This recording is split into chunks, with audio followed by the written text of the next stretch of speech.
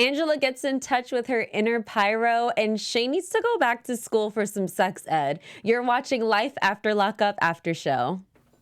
I'm Maria Menounos, and you're tuned in to AfterBuzz TV, the ESPN of TV talk. Now, let the buzz begin.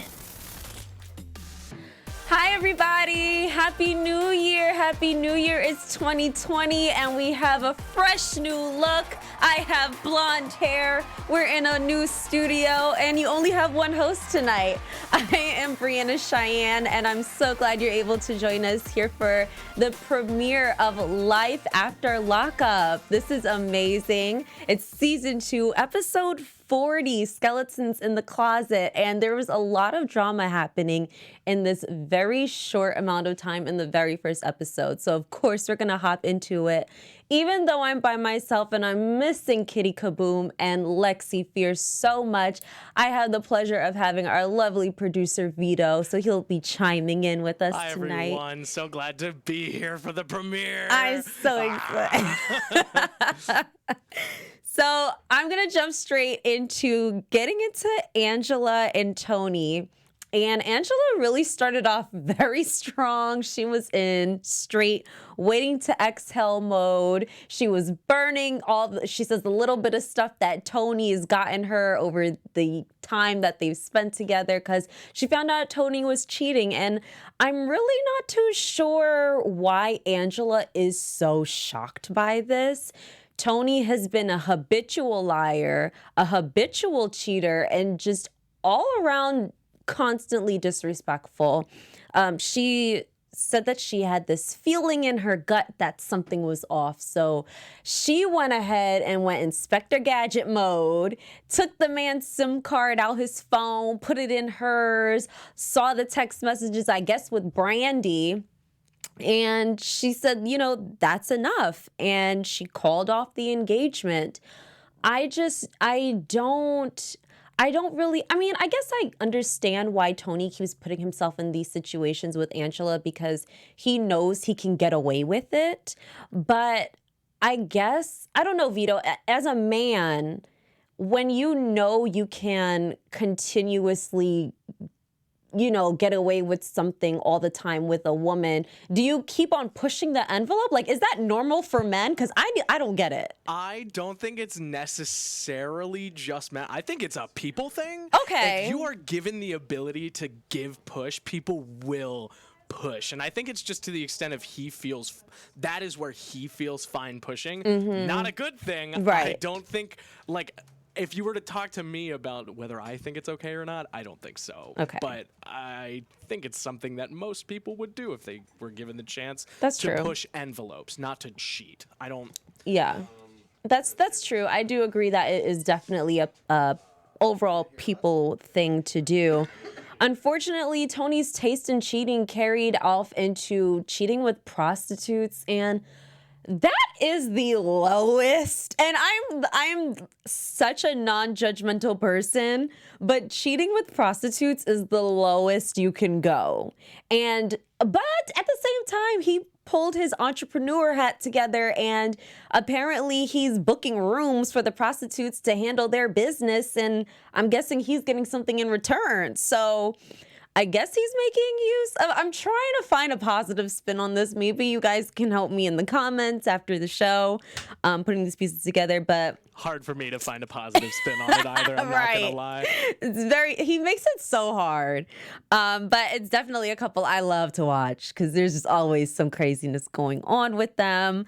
But it's funny because Tony's only desperate to stay at the house because technically that's where he lawfully has to stay. That's his parole address. So the only reason when Angela's blowing up on him, she wants him out. And the only reason he really wants to stay is because he could get in trouble, because he's still on parole if he sleeps anywhere else other than what he has down on paper. Can you change your parole address? Is that like a thing that can be done? I've never really, I've had very little experience with parole. I have a few, I have a few friends that have had to go through parole, but I don't know, I never knew that there was a specific address that you had to have marked down for it legally. Yeah, I knew there was a specific address, but I don't know if you can change it or not. That's not really something I know too much about either. I'll have to look into that while you're going. we're gonna look into that. So our next throuple we're going to start off with is Meghan, Mike, and Sarah. Now, good old Mike is on his way to try to win Meghan back after she dropped the ball about, I guess, kissing his friend, which is a huge deal to this guy who's married to a woman while he was locked up while engaged to another one. Who knew that Mike's moral code would come up and just start working out of nowhere as soon as something happens to him? So he pops up on Meghan in Texas, and I need to take a pause real quick.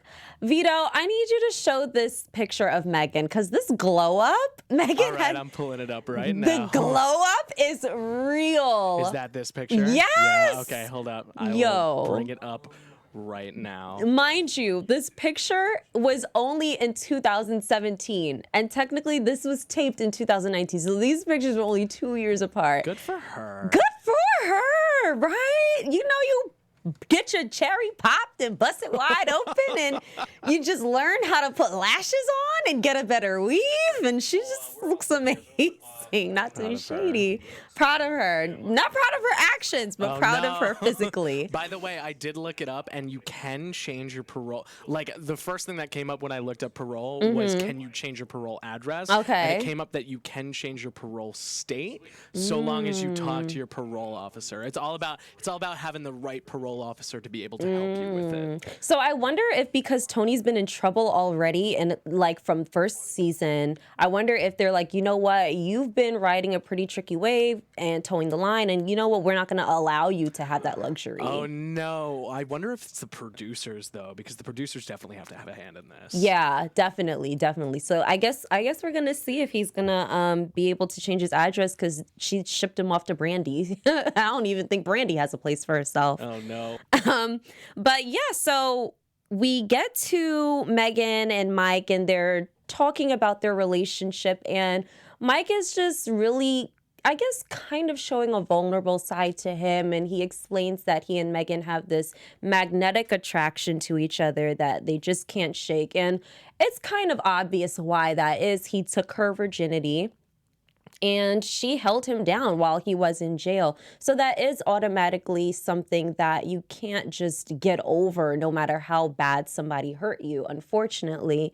But it just sucks that I don't really see Mike learning from any of the mistakes that he's been making. I don't think he really takes accountability for anything, because we get to Sarah with her daughters, and she's saying how her daughters really don't see Michael a lot. And then it broke my heart to see her have to pretend to be Michael on FaceTime with her daughter, just so her daughter can feel like she's talking to her dad, because she misses him so much. Sarah's an amazing mom. I don't care what Michael says. I don't care if he tries to say that the only reason he could see his kids if he and Sarah got married. Sarah's amazing. And she really lets Michael get away with a lot of stuff. But, you know, Michael painted Sarah out to be this monster that would keep him away from his kids, but he's off to Texas to chase Meghan instead of being at home with his newborn and his other daughter that he has no relationship with. She was just warming up to him and getting comfortable, and then he's out chasing a woman in another state. It's just ridiculous. But Meghan finally introduces Mike to B, and I love B. B is that friend that you want on your side that you hate because he always keeps it real, but you can't help but respect it because he's going to tell you stuff that nobody else might be comfortable telling you. And Mike, he's just not really feeling B. Shout out to B also for this amazing nickname, a forehead. For that he has for Mike. That's amazing. Oh, that's killer. Oh my God, that's a headshot. He's like, I don't know why she cares so much about forehead, but I'm like, wait a minute, I had to rewind because that was everything. I just couldn't. So of course, Mike is gonna finesse his way back in there with Meghan. I'm just anxious to see how her dad takes to him because her dad obviously is not Michael's fan. Brittany and Marcelino, they have baby number 5. Well, Brittany's baby number 5, Marcelino's second. And they got pregnant with Brittany on birth control, which sucks because it's literally 99.9% sure you're not supposed to get pregnant. And who knew Marcelino had just had that super sperm to break through that 0.1 and get her pregnant. So I bet they weren't using 2 forms of contraception. I bet you. I put money on it. They hit that 99% and went right past it. Oh, no. Right past it. So now you got to wear condoms and use birth control. Like, dang, like you just can't win for losing nowadays. But so she explains that she lost 2 of her kids to adoption. And now the baby coming and her having her life together is kind of going to push her to want to pursue a relationship or at least just finding her kids. And I understand it because she did miss out on a lot of time with her kids. But Vito, personally, do you think it's a smart decision for Brittany to pursue finding her kids? It's so hard because I think with adoption, like, and with having so many kids that you kind of lost track of over time, I can see a desire there for a parent to want to find their kid, but it's put forth the effort, but it might not be met with positive reaction. Right. And I think she's just saying that she's getting ready to be a parent and that she now has her life together. You need to understand that these kids now never really knew you as a parent. And that's a reality that I think a lot of people don't know how to face. I wouldn't know how to face that. Hell, I wouldn't even know how to be a parent. But, then having to deal with like trying to find your kids and then trying to explain to them the means in which that happened, I think it's necessary, but it's very difficult. Exactly. And even just that moment where her kids might say, well, why did you keep your other 2 and you got oh my God, that especially. You know, you don't want to feel like that you're replaceable. So I really feel for her because that's a hard decision. And Marcelino's life is also going to be turned around another direction because if she does find her kids, these are 2 kids that he has no connection with. Granted, Marcelino's a good guy, but everyone's behavior and attitudes to the situation can all be so different, and they could be at the age where it's like, well, you're not my mom, you weren't around, you can't tell me what to do. You're not my dad, you can't tell me what to do. And I think that they just like need to prepare for the fact that this is a very different direction than they are right now. Like regardless of being ready or not, you have to understand that you pursuing this will take both your relationship together between Marcelino and her, and then also the relationship between all of your kids and all of your family to a vastly new place. Yeah. Because like I have a few friends that have had this situation where suddenly they found out they had like a half brother that they never knew about, or like I actually have a friend whose dad like isn't their actual dad and they only just recently in their 20s found out. Wow. And it's like there's no right time to do it. There's no good time to do it. It just happens, and you have to kind of just deal with it because that's what the reality is. Yeah. Wow, that's crazy.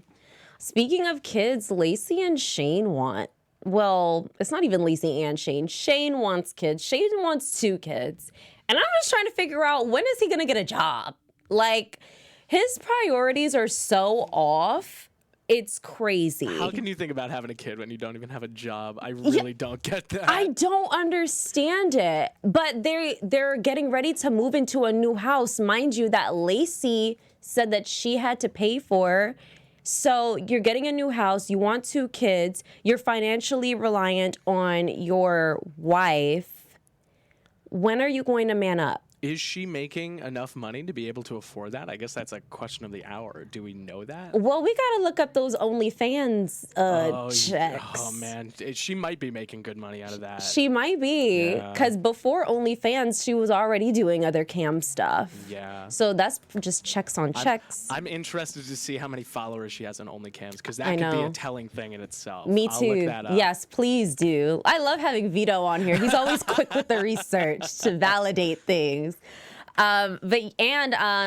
So during their doctor visit, because Lacey got her tubes tied, so of course she would have to get them untied, and they run a risk with the surgery.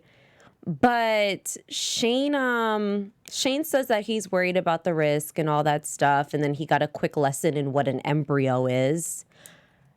Sir, I understand that you were in jail from 17 years old. I understand that you spent all your good years in jail. You don't know what an embryo is. You have no business making one. That's all I'm saying. Get a job. Go back to high school. Get your high school diploma. Even get a GED or something. Apply something to your life. And really show that you are man enough to handle this, because Shane is just off the rocker. And it's almost like he's still in competition with John, and John isn't really in the picture like that, because he was pressed on moving out of the house because he says this is where Lacey had her old life, and it was weird. It was a weird feeling for him to be there. But it's not all about you. You're a stepdad now to 3 other kids. And now you want to welcome a new one, hopefully maybe 2, because you want a son. So you're going to keep on trying until you have a son. So probably a house of 5. And you're just not mentally where you want to be, where you should be. His heart is in the right place, but just as a person, financially, mentally, emotionally, he's just not stable. By the way, I looked back on Lacey and I found out that it doesn't show up the amount of followers, but it does show that it costs $23 a month to subscribe to her. Oh, wow. And she has like 200 posts up, 30 videos, and like 3,800 likes on all of her stuff. So my guess is she probably has at least a few hundred. It says in her description that she's in the top 3%. So I can only imagine that she has a good amount of fans on her OnlyFans. And also on her Twitter, it looks like she is not just on OnlyFans. It looks like she's on some other sites as well. Dang, top 3? Yeah, so she is making some money. I am not sure how much money, but apparently enough to buy a house. Wow. To buy a house, support all your kids on your own, and then want to collect 2 more. Having kids is not like having a collection of keychains. You can't just have one man and then you have a kid with him and then you get a new one and you have a kid with him and now you're married and you have a kid with him. It's more than that. It's so much deeper. And Lacey doesn't even voice her concerns about this. She's entertaining the idea of having kids with Shane. And then in her confessional, she's saying how she's worried about him not having a job and not being ready because he's never even held a baby before. So at what point are you as a woman going to put your foot down and say, you know what, you're being unrealistic? Very interesting to think about her wanting kids anyway, because who are you going to take care of those kids? Are you going to take care of those kids at all? Right. God bless her dad. God bless her dad. Yeah. Because he's always there. But we know Shane is sweet for it. He's weak. So Shane would be fine with being a stay-at-home dad. It's funny that how during the doctor's visit, the doctor asked them, like, you have sex 5 times a day, 10 times a day. How do you have time to work? And Shane said, work is pleasing Lacey in bed. And it's funny because the doctor doesn't even know how serious that is. Like, he's dead ass serious because Shane is on OnlyFans as well. Oh my God, that's how they're making their money. That's how they're making their money. That is honestly incredible. Honest, like, isn't hey, it? It's honest money if you can get it. Honest money. Somebody's watching it. Someone's enjoying it. Yeah, I guess so. A few hundred people probably. Right. And if you're Oh my paying God. taxes on it, then nobody can really complain. That's crazy to think about. I mean, this might be the way that they get their money to keep them up on reality TV. This might start being the reality TV for like like amateur porn stars. Absolutely. Absolutely. And people who were probably interested in it but wasn't sure they wanted to get into it, then got on reality TV and said, you know what, maybe I'll dip my toe in there. Yeah, they're already doing everything else on TV. Right, exactly. So speaking of bearing souls and telling and truth telling and kids, and I have to talk about Lamar and Andrea because this bombshell that Andrea, I'm sorry, Andrea is one of the funniest people on this cast. And it's because I'm ashamed to say, I feel like Andrea is my spirit animal. I see so much of myself in this lady. I hope I'm not where she's at that age, but girl, I love you. So Andrea is hanging out with her girlfriends in Utah. She said that she hasn't seen Lamar since he left during their fight and he went back to LA. And her friends, first of all, Michelle, you are a bitter Betty. Michelle is that best friend that is single, lonely, doesn't want her friends to be with anybody else. Because the moment Andrea starts talking about how her and Lamar are having issues, her first thing is they should get a divorce. I don't understand what it is about these girlfriends or even these guy friends that hate to see their friends in relationships. It's sick. Like, get a divorce. Like, it's just like getting out of bed. It's not that simple. This woman isn't someone that was just a pen pal with him for a year or two. They have 7 years invested in each other. So it's really disappointing to see that her closest friend is so anti-Lamar. It's also interesting to me to see like such differing opinions because like even her friends are like kind of weird with relationships, it sounds, while she has at least been in a committed relationship. Exactly. Even though she's on this reality show, she's still got it. Yeah. And they're just ready to dump it, and she's like, no. Yes, it's crazy. And that's why it's just like, I guess when you haven't lived something, it's hard for you to empathize or sympathize, but I would hope that you would put that to the side for your friend, but that's not my business. What is my business, but isn't my business, but is my business, is the fact that Andrea let the cat out the bag, that her 5-year-old daughter, Priscilla, is Lamar's daughter. Now let's backtrack. Boom. Drop it. Boom. So here's the thing. Like I said, Lamar and Andrea had been together for 7 years while he was incarcerated. Priscilla's 5 years old. Let that sink in. Oh, no. Okay. Oh, no. Okay. So this comes as a shocker to everyone. Mind you, Andrea is this full-blown Mormon, loves preaching about her Mormon lifestyle. But Mormons are not supposed to be having sex before marriage. You have a whole child. Girl.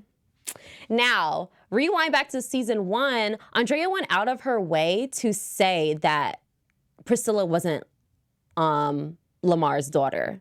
I don't know if the producers asked her specifically because they did the math themselves and then she just said it. But she said that that Priscilla wasn't his daughter, and now season 2 comes around and she's saying that it is. On top of that, she whispered it at the table as if she wasn't on TV mic'd and we weren't all going to hear it. And then she says,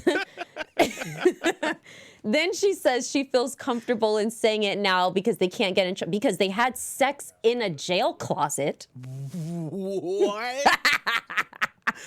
Oh, no. Had sex in a jail closet because, you can't do conjugal visits if you're not married. Had paid a guard some extra money. Oh my had God. Sex in this was a whole thing. A whole thing. Sweet old innocent, Mormon Andrea getting it beat up in a closet in prison paying a guard? Yes. And then getting pregnant like that. Oh my God. Yes. You can't produce this. You can't. You can't make that happen. You can't. This is why I love them, because their relationship is so real. It's so real. You cannot make this up. So, of course, I'm pretty sure Lamar knows. We see later on in the season that Andrea has this big announcement that she's going to tell her kids, and we saw that her daughter gets up, so she must be angry. So I don't know if her kids know that Lamar is Priscilla's dad. I'm hoping that they do, because it's hard for me to believe that she's a Mormon with 2 older kids, and her older kids aren't questioning how their mom just popped up pregnant one day. And they knew that Lamar was someone that she was seeing in a committed relationship. So I don't know. I'm sweating thinking about it, because it's just so entertaining to me.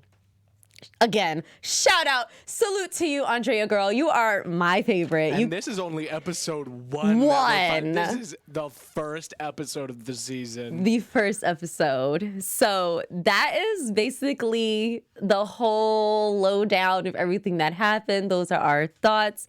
I want to, just not really too much news and gossip, but I do want to show this photo that I found of Sarah.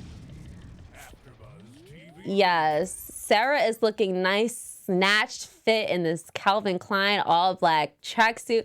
I just want to show this because Sarah's snapback game after having her child is amazing. Like, even though she's in sweats, you can see how much weight she lost. She looks so good. This is her first post of 2020. You can follow her on Instagram at Sarah Simmons WeTV. She just looks amazing. So I just wanted to go out of my way to show how great she looks. So I'm just gonna go straight into predictions. Your AfterBuzz TV predictions. So one thing I would love to see is Meghan really push Michael to be better as a father, because we really don't see her have any concern for that side of him. She's more concerned about, are you getting a divorce from Sarah? Are you still sleeping with Sarah? Are you sleeping with other women? But I would really love to see Meghan tune into her maternal instincts and say, wait a minute, you have 2 whole daughters. Why aren't you with them? Because Meghan's her behavior's just been very disappointing. So I would love to see her try to hold him to a higher standard when it comes to that. And a second prediction I have is that I think Britney is gonna have a hard time finding her kids, and even probably getting the kids to come on TV, because that's a lot of pressure. You just met your mom for the first time, and then you have these cameras around you, and now you're on TV and people know your name and your face. I am trying to think about the process in which, not only meeting my birth mother, but then meeting her and then immediately having cameras shoved in your face, as though she was only trying to find you for that would be scarring. For these kids. Do you think there's going to be a series that is just about the kids that come out of these relationships? Because I can only imagine, especially when so many of these couples are having 5 kids. Yeah. Maybe is all I'm saying.